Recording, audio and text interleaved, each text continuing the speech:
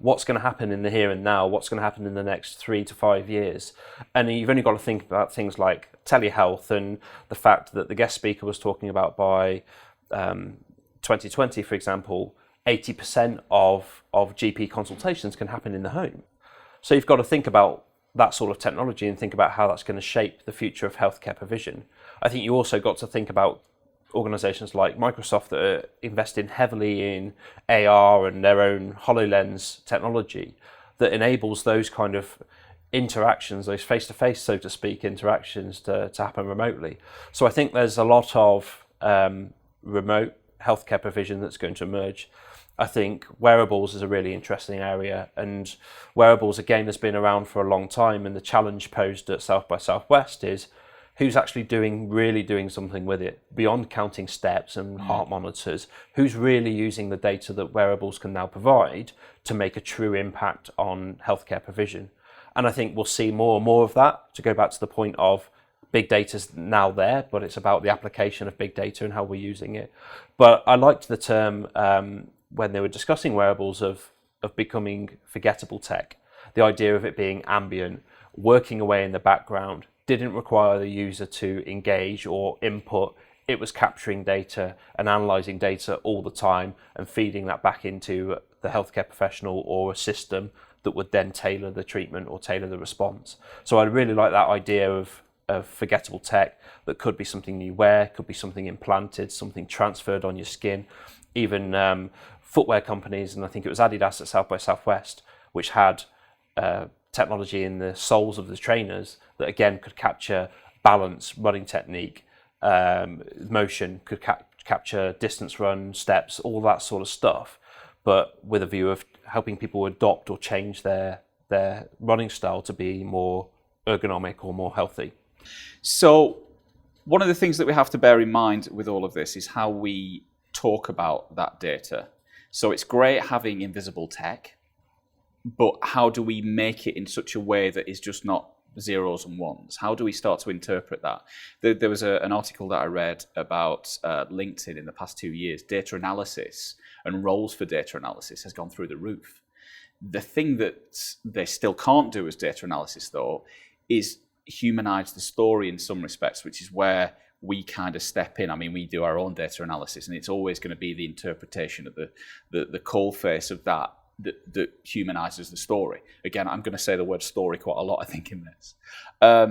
But the other thing as well that you talked about there, about this, this invisible tech, 5G is something that's being spoken about quite a bit now. And that's going to enable this Internet of Things that we've been hearing about that for quite some time now, right? This Internet of Things. What does that actually mean? How does that happen? And when we started talking, we talked about this improvement and this increase in, how tech has become so the norm, how it's become so technological, how it's become so advanced, and how this science fiction is becoming science fact. And these little advances like 5G are the enablers for making that happen. We will be able to have fridges that do talk to each other, but it's making them talk to each other in a meaningful way, right?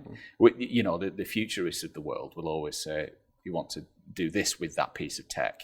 But what we're seeing is if we link back to the data, the conversation, the everything else that we've talked about the humanity, it's humanity that will drive that and connect it. Do we really need our fridge connecting to Amazon to be, does that remove that level of choice that we have? And that kind of thing is probably one of the sort of thoughts that we might have, a more philosophical thought with all of this tech. I think that's quite an interesting thing when we start to talk about this invisible tech. What's the psychological impact of that? When I know that some company like Adidas has got my data when I'm wearing their trainers, what does that mean? So how do we give that back? How do we interpret that?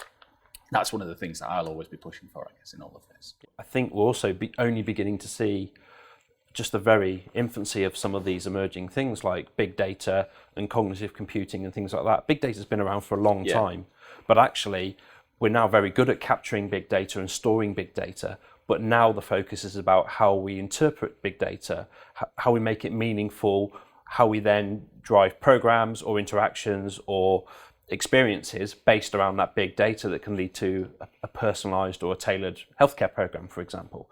Now, that's just one way. I think also with cognitive computing, you think about, again, IBM Watson, an initiative that's been around for a number of years, but, working with, for example, Memorial Sloan Kettering, they're suggesting that IBM Watson is still in its infancy, it's still in its learning phase. So I think we're yet fully to see the potential of something like IBM Watson. At the minute it's learning, at the minute it's taking in all that information and data, I think in the coming years we'll really start to see it come to life and really start to see the payback from an initiative like that. I think possibly the one new sphere of tech for me that we haven't really we've explored it, but we haven't really explored it fully is VR. And how we start to tell stories in the 360 environment, how we approach putting someone into the role of telling their own story in our story. So, with companies like Verse and, Chris Milk and the guys that we saw at South by Southwest, they're exploring how us in that role, how we can get them to interpret what we want them to interpret, but also, where does that lead us? How does that psychologically impact us? And I think that's an interesting role for VR when we talk about adherence, when we talk about, smoking cessation, for instance. How do we change people's habits? That is one thing that's really exciting for me is exploring this psychological impact of putting somebody into a fully immersed story or a fully immersed example of what's actually happening to them internally.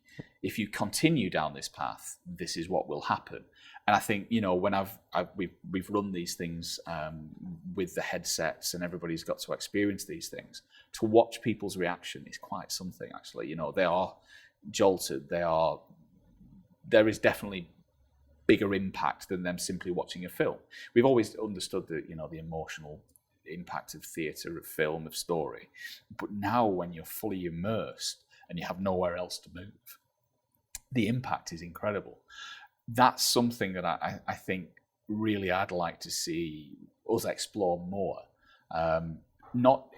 We often bring these things to the table at Congress, but for me, how do we bring that in a clinical setting?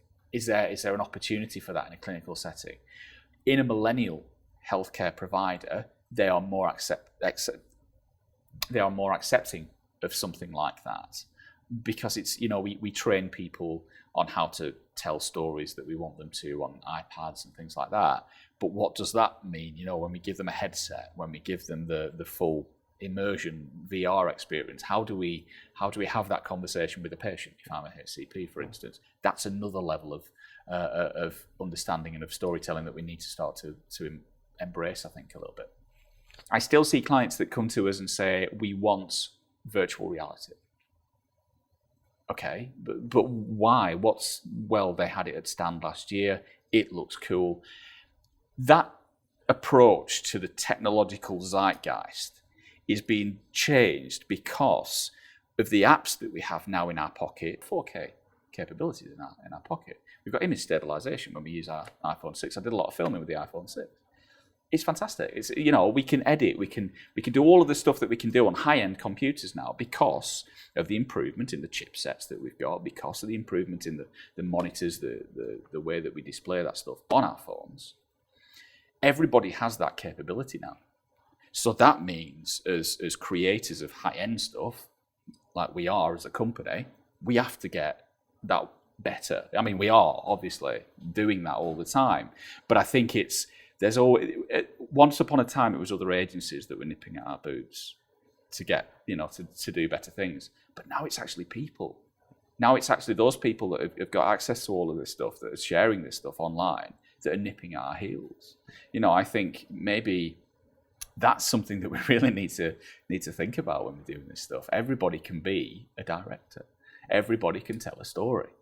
And it's that's really driving excitement for me, is just that rethinking and that reimagining of who we are as people, of how, you know, as a patient with a certain disease, I can go online and tell my story, and I can be completely honest because there's no, you know, I'm just telling my story.